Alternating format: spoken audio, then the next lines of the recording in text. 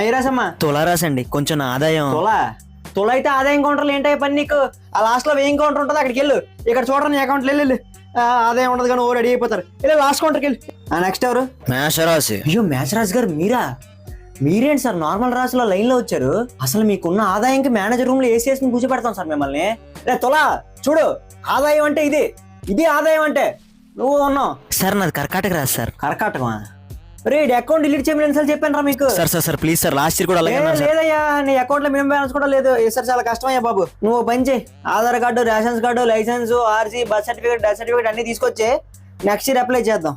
ఈ ఇయర్ కష్టం sir. This comeback is personal. Next చాలా రాసులు ఉన్నాయి. ఇదిగో ఏమై సింహ, నీకు మైనస్ బ్యాలెన్స్ ఉందయ్యా. అటు ప్లస్ లేదు మైనస్ లేదు. నువ్వేం చేస్తావంటే లంచ్ బ్రేక్ కనిపించు, ఇది ఒకటి సెట్ చేద్దాం. లంచ్ బ్రేక్ ఇప్పుడు అవుతుంది సార్? నెక్స్ట్ ఇయర్ అయిపోద్ది. ఏంటి కన్యా ఈ మధ్య ఆదాయం బాగా తగ్గింది, చూసుకోవాలి కదా, వ్యయం గట్ట